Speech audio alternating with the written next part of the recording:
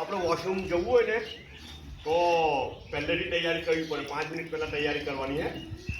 આ પંપમાં પાણી નાખવું પડે પહેલાં, તો પછી આમાં પાણી આવે.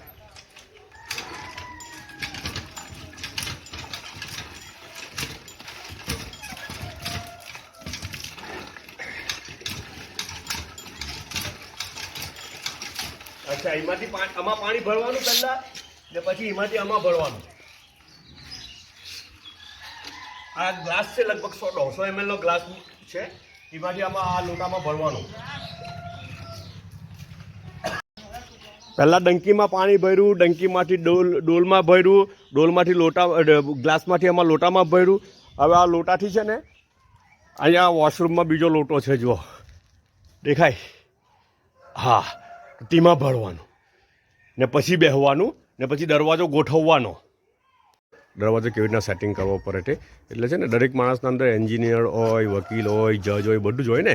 તો અહીંયા પછી એન્જિનિયર બહાર આવે. એન્જિનિયર નીકળીને બહાર આવે. બંને બાજુ બેલેન્સિંગ કરવાનું, લેવલ કરવાનું, થોડું ક્રોસ સ્લોપમાં રાખવાનું કે પડી નહીં જાય. આટલી બધી કોશિશ પછી બી છે ને અમુક વખત પડી જાય યાર, ને ત્યાં અંદર આપણે કામમાં હોય તો પછી ઇમરજન્સી લાગી જાય, ખબર ને? ઇમરજન્સી લાગવું પડે ને પછી બધી મર્યાદાઓ તોડીને બહારો પાડવો પડે કે કોઈ આવતા હોય એના બહારો પાડવો પડે. એટલે 1 નંબર માટે જવું હોય ને તો જનરલી 7 મિનિટનો 5-7 મિનિટનો તો અંદાજ રાખવાનો જ. તે બી કહે કે જ્યારે કોઈ લાઇનમાં નહીં હોય, બીજું કોઈ અંદર ગયેલું નહીં હોય તો 2 નંબરમાં ગયેલા હોય તો વધારે જરૂરત હોય ને, વધારે કામ હોય યાર. હા, તો 2 નંબર માટે થોડો વધારે ટાઈમ કાઢવાનો પહેલેથી જ. ને 3 નંબર, હવે તમે કહો કે આ 3 નંબર શું લાવ્યો પાછો? એટલે નાહવાનું 3 નંબર એટલે નાહવાનું દરવાજો બી. હા, તો 3 નંબરમાં ગયેલા હોય તો ઓર વધારે ટાઈમ પહેલેથી કાઢવાનો પડીને.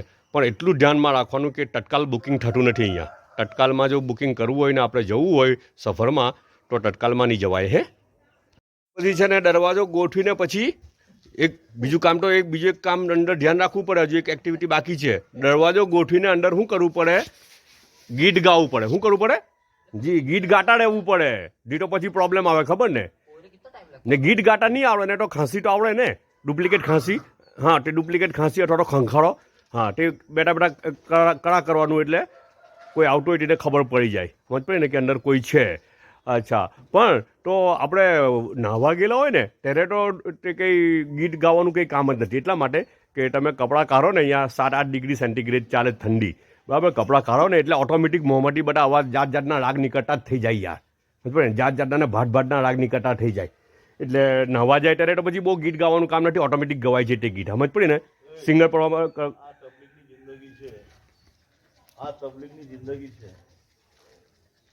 આ તબલીગની જિંદગી છે ના, અસલ તબલીગ છે આ.